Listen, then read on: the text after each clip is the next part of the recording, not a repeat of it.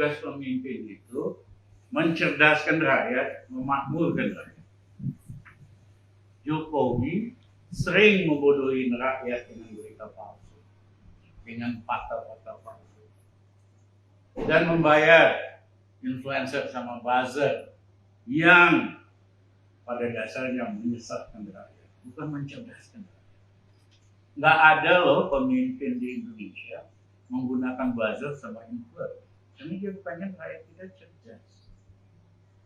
Yang kedua, kalau Jokowi nggak bisa bikin rakyat makmur, jangan bikin susah.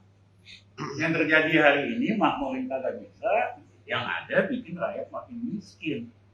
Upah buruh naik lebih rendah dari inflasi makanan, itu namanya ngajakin miskin berjamaah. Jadi ini waktunya perubahan akan tiba, ya kan? Dan nanti kita akan ajak teman-teman juga, pengajaran, ya, polisi dan tentara, TNI, tokoh akademik dan sebagainya.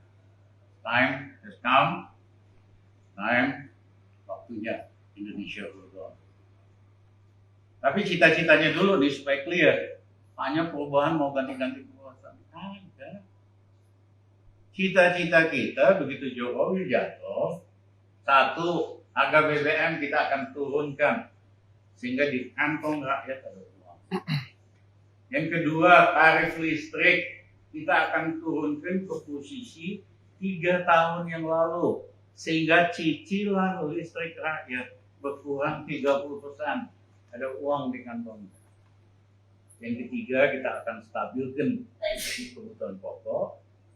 Yang keempat, kita akan naikkan kredit untuk UKM dari hanya 18% dari total kredit ke 35% dalam 1 tahun.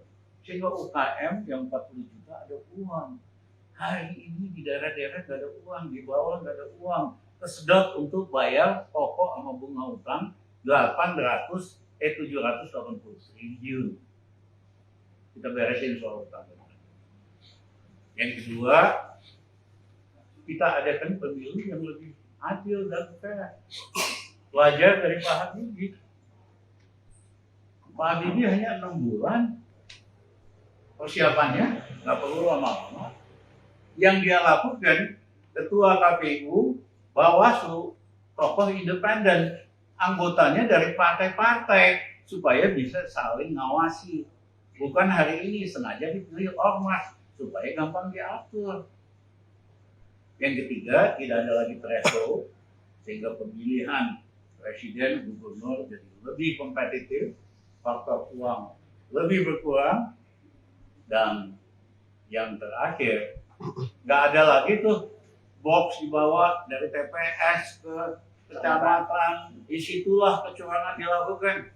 Nanti dari TPS 85.000 langsung ke satelit, rakyat monitor lewat handphone. Biayanya pun sepertiga dari yang mereka minta biaya buat 2024 90 triliun. Kita udah hitung cukup 30 triliun. Jadi teman-teman, itulah arah perubahannya. Ini waktunya kita berubah. Capek kita semua ngulangin kasus yang sama lagi Mas Amin. Ya. 25 tahun yang lalu kan kita yang ngomong KKN. Iya kan? Ini lebih parah lagi. Ini lebih parah lagi. Masa 20 tahun lagi kita masih ngomong yang sama? Kapan ini bangsa maju? Jadi harus ada shock therapy. Harus ada yang dipenjarain habis ini. Ya, pemimpin seperti di Korea. 5 mantan presiden, 3 jenderal. 5-5-nya dipenjara karena korupsi. Hari ini gubernur, presiden, perdana menteri di Korea kagak ada yang berani macam-macam. Sibuk ngurusin rakyatnya, makanya rakyatnya maju. Indonesia perlu shock therapy karena penyakit KKN ini udah ganas selama Jokowi dibiarkan berkembang biak.